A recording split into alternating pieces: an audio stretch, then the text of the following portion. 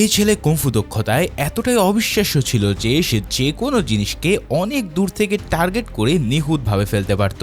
যেমন 30 মিটার দূর থেকে সে চোখ বন্ধ করে ডাস্টবিনে ক্যান ফেলে দিতে পারে। আর এই ক্ষমতা দেখে একজন চালাক লোক বুঝে যায় যে এই হাত যদি বাস্কেটবলে লাগানো যায় তাহলে কি হবে। তারপর থেকে সেই ছেলে হয়ে ওঠে দেশের সবচেয়ে ফেমাস বাস্কেটবল প্লেয়ার। কিন্তু এমন কুংফু সে শিখল কিভাবে তা জানতে যেতে হবে আজ থেকে 20 বছর আগের চায়নার একটা ছোট্ট গ্রামে। সেই গ্রামে তখন মাঠে বাচ্চারা বাস্কেটবল খেলছিল, আর এই মাঠের পাশের একটা জায়গায় এক লোক ঘুমিয়েছিল। কিছুক্ষণ পর হঠাৎ সে একটা শিশুর কান্নার আওয়াজ শুনতে পায়। লোকটার ঘুম ভেঙে গেলে সে সামনে তাকিয়ে দেখে একটা পুরাতন টায়ারের ভিতরে ছোট্ট শিশু শুয়ে আছে।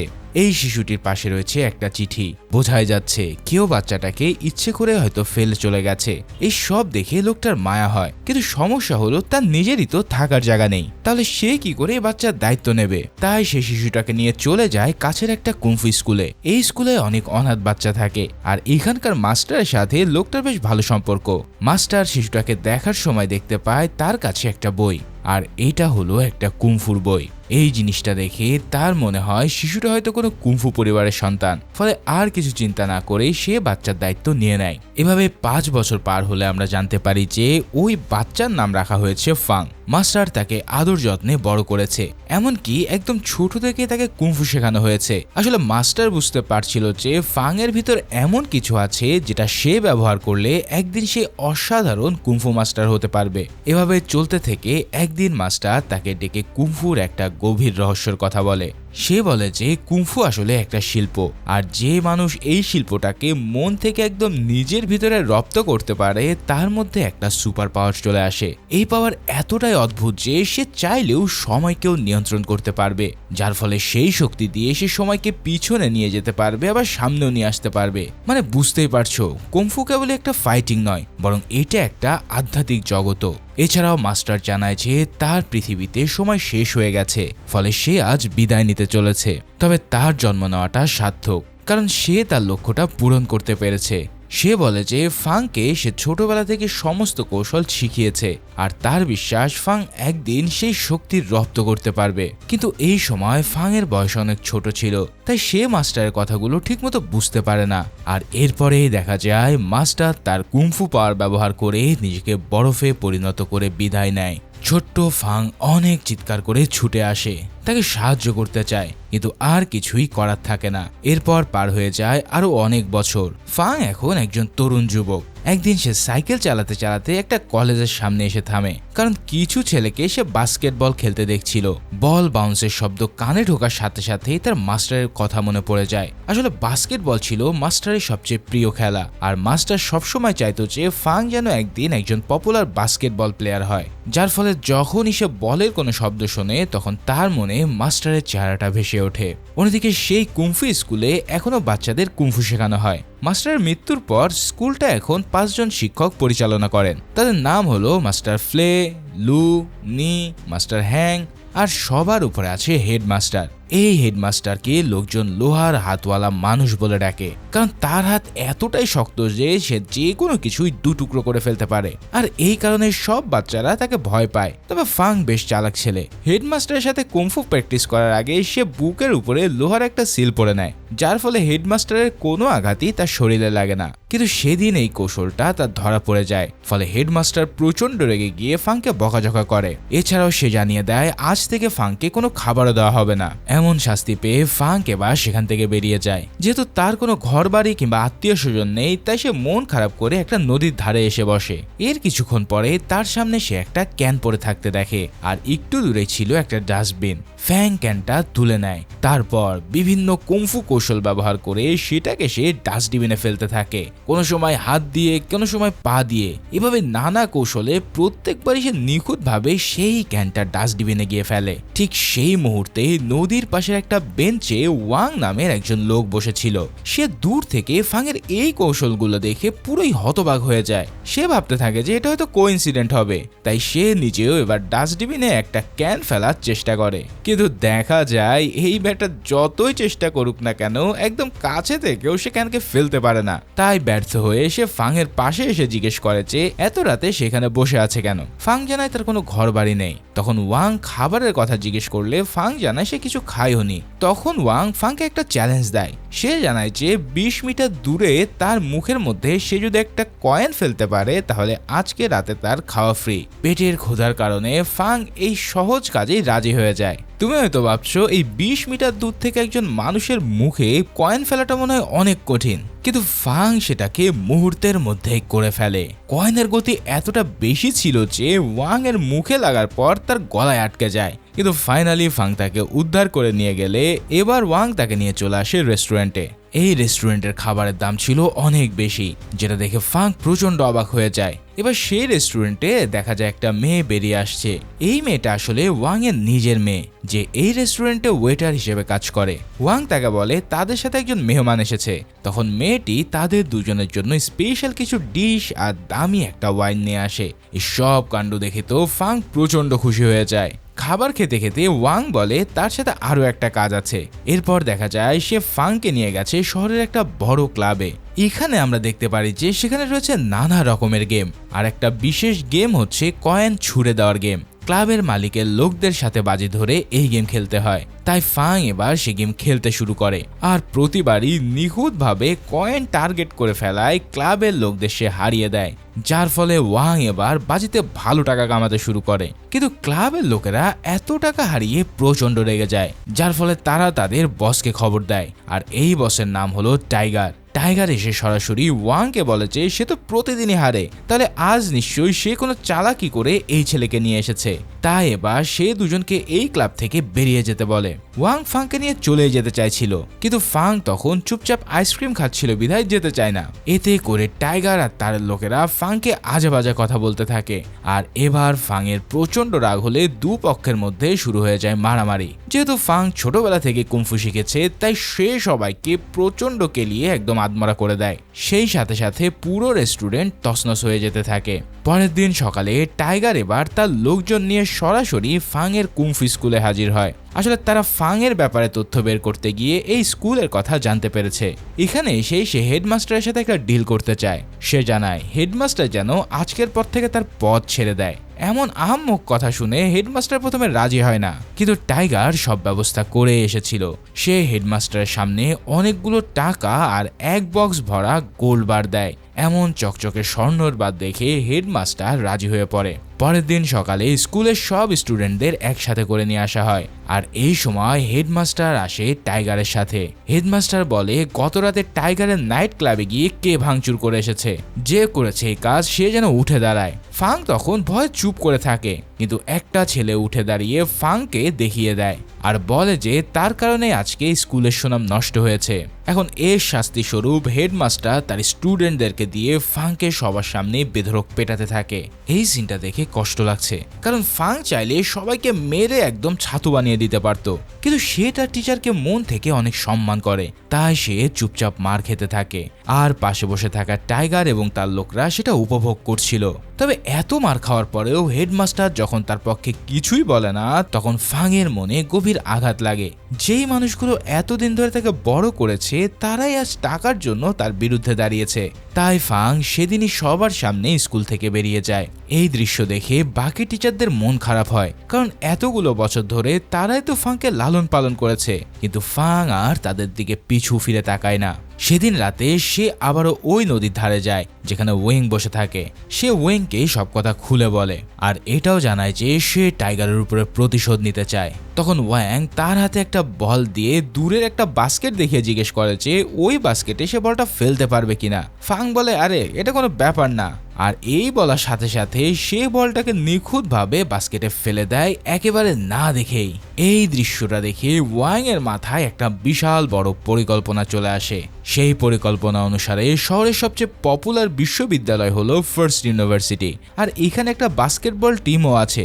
ওয়াং তখন একটা সুন্দর প্রেজেন্টেশন করে আর বিশ্ববিদ্যালয়ের প্রিন্সিপালের সাথে ফ্যাংকে পরিচয় করিয়ে দেয়। সে প্রিন্সিপালকে জানায় যে ফ্যাং অনেক ভালো খেলোয়াড়, তার মধ্যে একটা বিশেষ ট্যালেন্ট আছে, সে যে কোনো দূরত্ব থেকে যে কোনো টার্গেট নিখুঁতভাবেই ফেলতে পারে। প্রেজেন্টেশনের সাথে ওয়াং ফাংয়ের জীবনের কষ্টের কথাও জুড়ে দেয়, কিভাবে তার বাবা মা ফেলে গিয়েছিল, কিভাবে সে একটা কুংফু স্কুলে বড় হয়েছে।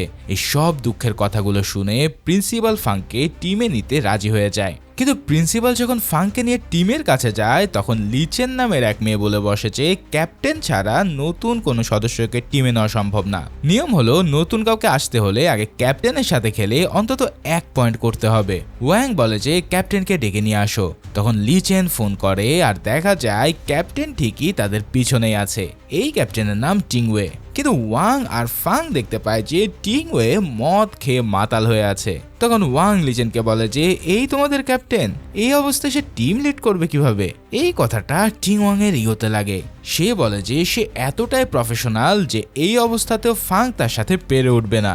এভাবে নিয়ম অনুযায়ী তাদের মধ্যে একটা ডুও ম্যাচ শুরু হয়ে যায়। টিংওয়ে দুর্দান্ত খেলছিল, অনেক উঁচুতে লাফ দিয়ে সে বাস্কেটবল ফেলছিল, কিন্তু ফাং এবার অনেক দূর থেকে বলটাকে বাস্কেটে ফেলে দেয়। এত দূরত্ব থেকে এইভাবে নিখুঁত ফেলা দেখে সবাই প্রচন্ড শকড হয়ে পড়ে। শেষমেশ টিংওয়ে চেয়ে 1 পয়েন্ট বেশি করার ফলে ফাং টিমে জায়গা পেয়ে যায়। পরের দিন সকালে ফাং একটা নিউজ পেপার নিয়ে ওয়াং এর কাছে আসে।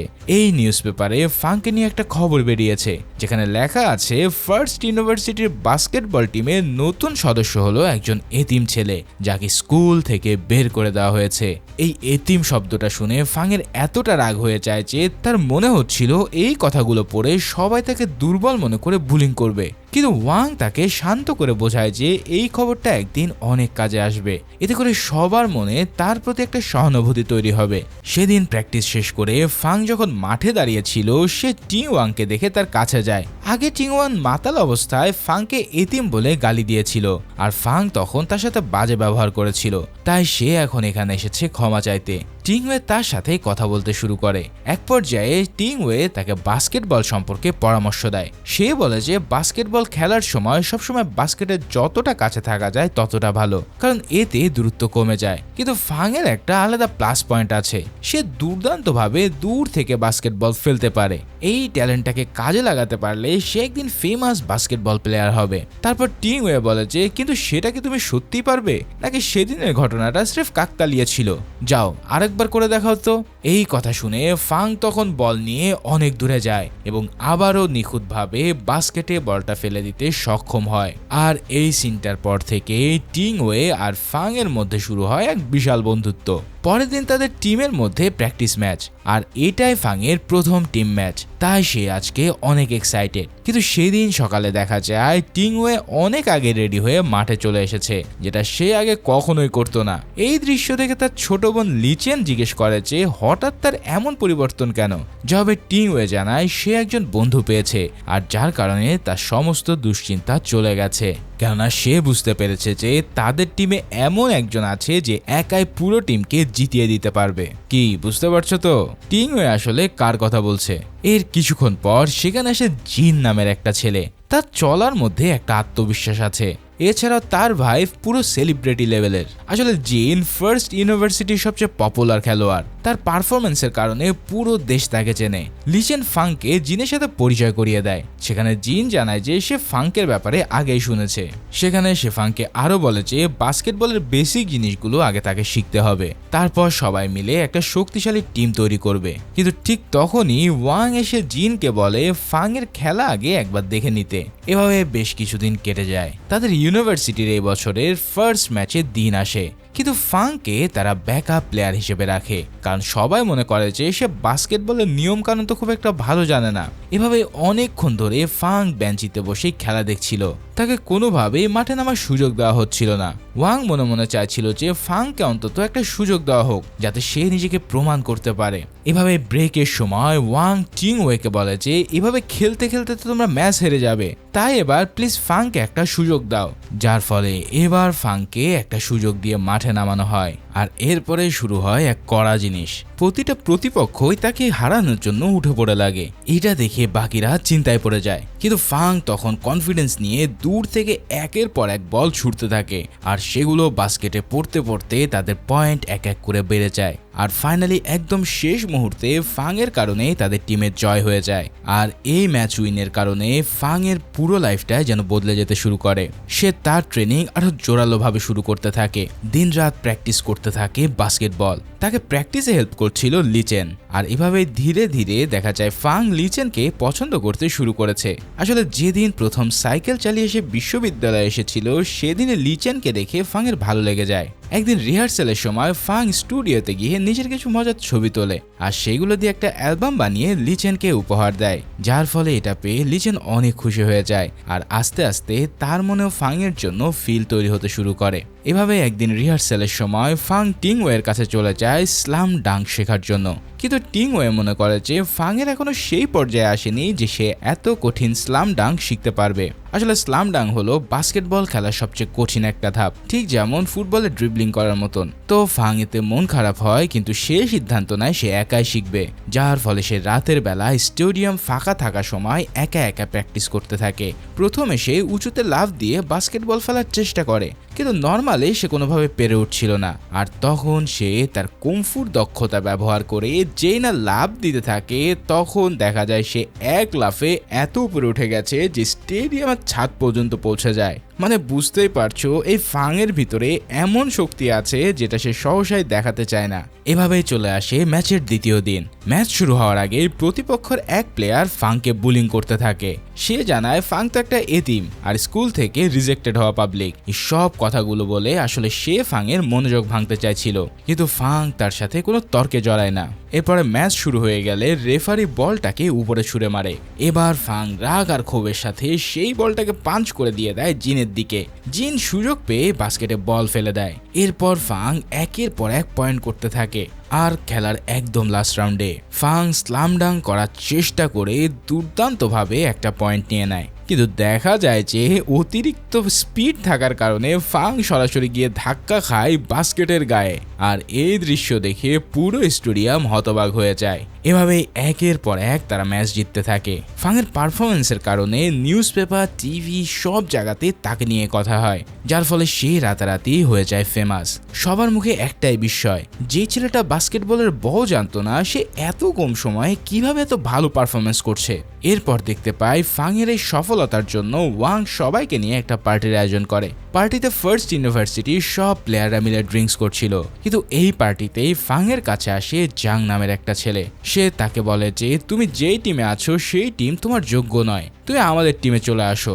এই বলে জাং তার কাছে একটা কার্ড দিয়ে চলে যায়। এরপর সে টিংওয়ের কাছেও যায়, কিন্তু টিংওয়ে তখন এতটাই মাতাল ছিল যে তার হুঁশ থাকে না, যার ফলে জ্যাং আর কিছু না বলেই চলে যেতে থাকে। ঠিক এই সময় আমরা দেখতে পারি ক্লাবের মালিক অর্থাৎ টাইগারকে। আসলে জ্যাং এর টিমটা টাইগারের টিম। টাইগার এই টিমের উপরে বাজি ধরে লক্ষ লক্ষ টাকা উপার্জন করে। আর লিচেনও একসময় টাইগারের সাথে তার টিম নিয়ে বাজি ধরতো, কিন্তু টিম হেরে যাওয়ায় অনেক টাকা সে লস করে বসে। তাই টাইগার ভাবছে যে ফাংকে পেলে লিচেনের টিমের সাথে বাজি জিতে সে টাকা উসুল করে নেবে। এদিকে পার্টিতে লিচেন ফাংয়ের কাছে এসে জিজ্ঞেস করে জাং কেন এসেছিল।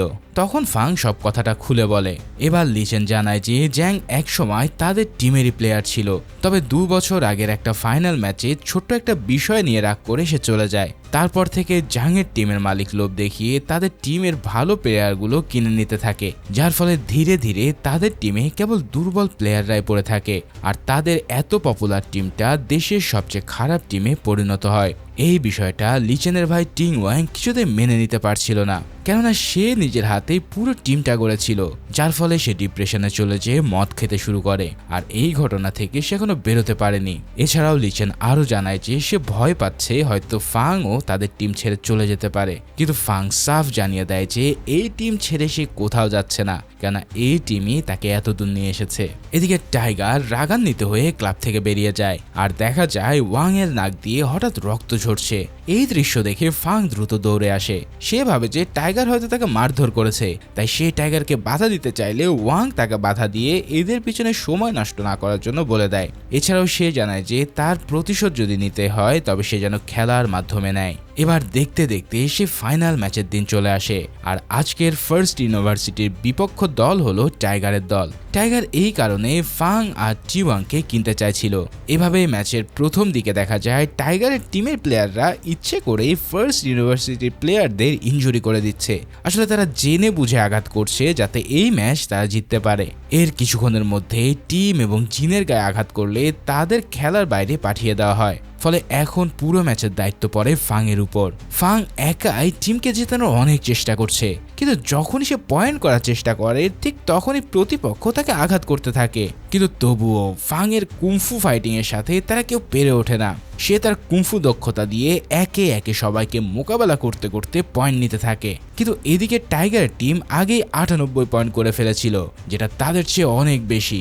আর ঠিক সেই সময় ফাং যখন একদম কাছাকাছি চলে আসে, তখন স্টেডিয়ামে কেউ একজন তাদের পাওয়ার সাপ্লাই ভেঙে পুরো স্টেডিয়ামের বিদ্যুৎ বন্ধ করে দেয়, যার ফলে সাথে সাথে এই খেলাটা পজ হয়ে যায়। আর এই সাময়িক সমস্যার কারণে আজকের ফাইনাল ম্যাচটা 1 মাসের জন্য স্থগিত করা হয়। এই কাণ্ডে ফাং অনেক হতাশ হয়ে পড়ে, কারণ এই দিনটার জন্য সে অনেক প্র্যাকটিস করেছিল আর সে প্রায় জয়ের কাছাকাছি ছিল। সেদিন ওয়াং এর সাথে বসে ফাং তাকে জানায় যে ম্যাচ চলার সময় সে স্টেডিয়ামে 2 জন মানুষকে দেখেছিল। সে যখন ভালো খেলছিল তখন ওই লোকগুলোকে অনেক খুশি দেখাচ্ছিল, যার ফলে তার কাছে মনে হচ্ছে যে তারা হয়তো তার বাবা মা, যারা লুকিয়ে লুকিয়ে ম্যাচ দেখতে এসেছে। এই সব কথা বলার মাঝেই সেখানে চলে আসে জাং। এবার সে তাকে একটা বড় তথ্য দেয়। সে জানায় যে টাইগার তার সাথেও ধোঁকা দিয়েছে, তাই সে এখন ফাংয়ের টিমের উপরে $5 মিলিয়ন বাজি লাগাতে চায়। সে ফাংকে বলে যে ফাইনাল ম্যাচটা যদি সে জিততে পারে তাহলে তারা অনেক টাকায় জিতে যাবে। এই সব কথা শেষে ফাং এই ম্যাচটাকে জেতার জন্য দৃঢ় প্রতিজ্ঞা নেয়। এবার ফাং ফাইনাল ম্যাচের জন্য আরো বেশি প্রস্তুতি নিতে থাকে। এভাবেই একদিন প্র্যাকটিস করার সময় হঠাৎ তার স্কুলের 4 জন টিচার এসে হাজির হয়। আসলে ফাং চলে যাওয়ার পর তারা তাকে অনেক মিস করছিল। তাদেরকে দেখেও ফাং এবার প্রচন্ড খুশি হয়। হেডমাস্টার তখন ফাংকে বলে যে সেদিন যা হয়েছিল সেটা সে বাধ্য করে করেছিল। আসলে টাইগার তাদের স্কুলটা কিনে নিয়েছে, আর সেদিন থেকে অনেক লোকজনদেরকে তারা বহিষ্কার করেছে। আসলে সেদিন সেই গোলবার আর টাকাগুলো নেয়নি, বরং টাইগার তাকে বাধ্য করেছিল। ফাং তখন তার 4 জন টিচারকে অনুরোধ করে যে ফাইনাল ম্যাচে তারা যেন তার টিমের হয়ে খেলে, কারণ তারা কুংফুতে যেমন এক্সপার্ট, বাস্কেটবলেও আগে থেকে তেমনই দক্ষ ছিল। আর এখন ফাংয়ের টিমের সব খেলোয়াড়রাই ইনজুরিতে, কিন্তু টিচাররা বলে যে তারা খুব চাইলেও এটা করতে পারবে না, কারণ তারা ফাংয়ের টিমে খেলতে আসলে টাইগার তাদের চাকরি নিয়ে নেবে। তবে তারা কথা দেয় যে খেলতে না পারলেও তারা খেলাটা অন্তত দেখতে আসবেন। যাই হোক, অন্যদিকে লি চেন তার টিম নিয়ে খুবই দুশ্চিন্তায় ছিল।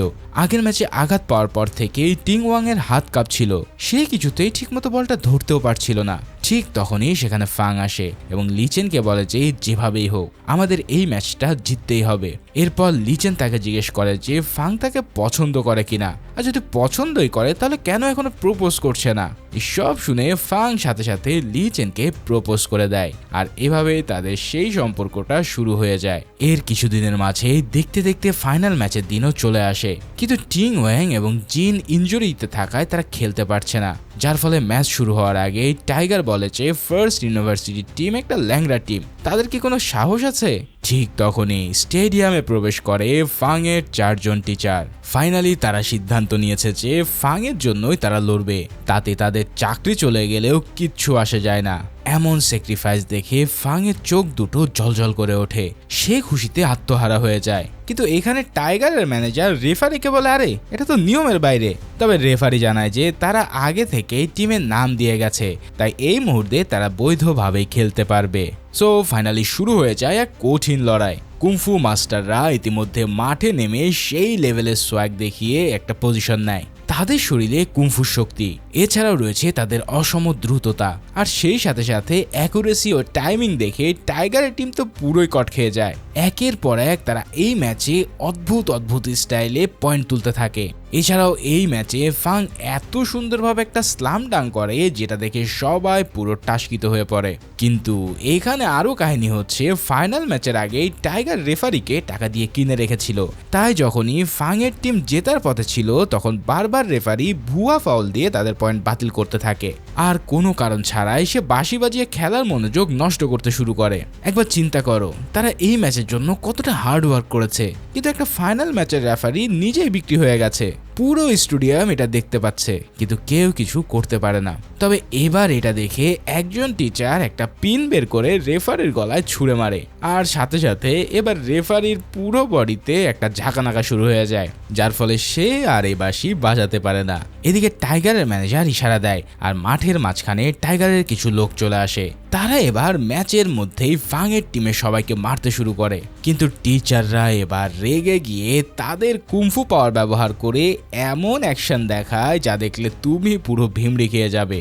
দু পক্ষের মধ্যে শুরু হয় এক চরম লেভেলের ফাইটিং, আর এই মারামারির কারণে কিছুক্ষণের জন্য ম্যাচ বিরতি দেওয়া হয়। ঠিক এই বিরতির সময় মাস্টার নি ফাংকে একটা চিঠি দেয়। এটাই সেই চিঠি যেটা ছোটবেলায় ফাংয়ের সাথে পাওয়া গিয়েছিল। তখন ফাং এটা পড়ে বুঝতে পারে যে এটা তার বাবার লেখা চিঠি। চিঠিতে লেখা আছে যে ফাংকে এভাবে ফেলে যেতে তার অনেক কষ্ট হচ্ছে, কিন্তু পরিস্থিতি এমন হয়ে গেছে যে তার আর কোনো উপায়ও ছিল না। ফাং এই চিঠিটা পড়তে পড়তে ভাবে যে স্টেডিয়ামের সেই দুজন মানুষ হয়তো তার আপন বাবা মা, যারা তার খেলা দেখে উল্লাস করে। তবে এইসব ভাবার মধ্য দিয়েই আবারও ম্যাচ শুরু হয়ে যায়, আর সেই মুহূর্তে দেখা যায় টিং ওয়ে এবং জিন মাঠে নেমে এসেছে। এই দৃশ্য দেখে তো টাইগারের টিম পুরোই অবাক হয়ে যায়, আরে এত তাড়াতাড়ি তারা ঠিক হলো কিভাবে? কিন্তু জিন তখন বলে যে কুমফু শুধু ফাইটিং স্কিল নয়, বরং কুমফু পাওয়ার দিয়ে একটা আহত মানুষকেও সারিয়ে তোলা সম্ভব। আসলে সেই চারজন টিচারই তাদের কুমফুর স্কিল দিয়ে এই দুজনকে একেবারে সুস্থ করে দিয়েছে। এখন পুরো টিম একসাথে মাঠে, আর তারা মিলে এমনভাবে খেলতে থাকে যা ওই দেশের মানুষ কল্পনাও করতে পারে না। তবে খেলার মাঝেই হঠাৎ একজন ব্যাট দিয়ে ফাংয়ের পায়ে জোরে আঘাত করে, যাতে সে আর স্লাম ডাঙ্ক করতে না পারে। ফাং পায়ে প্রচন্ড ব্যথা পায়, কিন্তু সে তার খেলা থামায় না। এখন ম্যাচ জিততে মাত্র 2 পয়েন্ট দরকার। ফাং দূর থেকে বলটা বাস্কেটের দিকে ছুঁড়ে মারে, কিন্তু যখনই বলটা বাস্কেটে পড়তে যাচ্ছিল তখন রেফারি নিজে এসে বলটাকে ধাক্কা দিয়ে সরিয়ে দেয়। মানে কুচভি! এটা থেকে ওয়াং চিৎকার করে বলে ওঠে, তো এ তো ফুল চিটিং। তখন রেফারি খাত্তারামো করে বলে, আমি এই ম্যাচের রেফারি, আমি যা ইচ্ছা তাই করতে পারবো। আর এভাবেই চিটিং করে টাইগারের দলের টিম 1 পয়েন্ট এগিয়ে যায়। ফাং আবারও সময় নষ্ট না করে বল ছুঁড়ে মারে, কিন্তু রেফারি এবারও সেই কাজে বাধা দিয়ে দেয়, যার ফলে টাইগারের টিম 1 পয়েন্ট এগিয়ে থেকে সেই ম্যাচ জিতে যায়। আর তারা এবার সেলিব্রেট করতে থাকে। এমন অনিয়ম ও দুর্নীতি দেখে ফাংয়ের প্রচন্ড রাগ হচ্ছিল। সে কিছুতেই এই অন্যায় মেনে নিতে পারছিল না। আর ঠিক তখনই তার মাস্টারের সেই কথা মনে পড়ে যায়। মাস্টার একসময় বলেছিল যে মানুষ কুমফু পাওয়ারকে যদি মনে নিজের ভিতরে রপ্ত করতে পারে তাহলে সে সময়কেও পিছনে নিয়ে যেতে পারবে। আর ঠিক এখানে আসে সেই মুহূর্ত যেটা তুমি শুরুতে দেখেছিলে। ফাং নিজের চোখ বন্ধ করে। স্টেডিয়ামে হাজার হাজার মানুষের চিৎকার, সেলিব্রেশনের শব্দ সবকিছু যেন আস্তে আস্তে মিলিয়ে যেতে থাকে। এরপর সে তার মনের সমস্ত শক্তি একত্রিত করে, আর এভাবেই সেই অদ্ভুত কুমফু পাওয়ারটাকে পজেস করে সে সত্যি মুহূর্তকে থামিয়ে দেয়। স্টেডিয়ামের সবকিছু যেন একদম স্থির হয়ে পড়ে। এবার ফাং সেই থামা সময়ের মধ্যে দিয়ে পুরো সময়টাকে আবারও কিছুক্ষণের জন্য পিছিয়ে নিয়ে আসে, আর সময়কে পিছনে নিয়ে এসে এবার সে রেফারিকে বাধা দেয়, যার ফলে রেফারি আর দুর্নীতি করতে না পারলে টিং ওয়ে বলটাকে বাস্কেটে ফেলে দিতে সক্ষম হয়। এই দৃশ্যে পুরো স্টেডিয়াম ফেটে পড়ে, কেননা ফার্স্ট ইউনিভার্সিটি জিতে গেছে। এছাড়াও জ্যাং এর $5 মিলিয়ন বাজিও সে জিতে যায়। ফাং, ওয়াং, টিচাররা সবাই মিলে একসাথে সেলিব্রেট করতে থাকে, কিন্তু ফাং তখন স্টেডিয়ামে সেই দুজন মানুষকে খুঁজছে যারা তার খেলা দেখে অনেক এক্সাইটেড হতো। হঠাৎ সে এবার দেখতে পায় তারা দুজনে দৌড়ে এগিয়ে আসছে, আর এই দৃশ্য দেখে ফাং মনে করতে থাকে যে তার কাছেই হয়তো তারা ছুটে আসছে। তবে দেখা যায় তারা ছুটে যায় জিনের দিকে। আসলে তারা ছিল জিনের বাবা মা, যার ফলে ফাং এর মনের দুঃখ দুঃখই থেকে যায়। এই ঘটনার পর কেটে গেছে বেশ কিছুদিন। ফাং এখন একজন সেলিব্রিটি, আর অনেকেই তার অটোগ্রাফ নিতে আসে। সেদিন রাতের বেলায় ফাং বসেছিল ওয়াং এর সাথে, আর ঠিক সেই সময় গাড়ি থেকে একটা মহিলা নেমে আসে। সে নেমে এসে ফাংকে তার সাথে যেতে বলে। এখন কাহিনী কি সেটা বুঝতে না পেরে তারা দুজন চলে যায় ওই মহিলাটার সাথে, আর এখানেই রিভিল হয় ফাং এর বাবা এখনো বেঁচে আছে।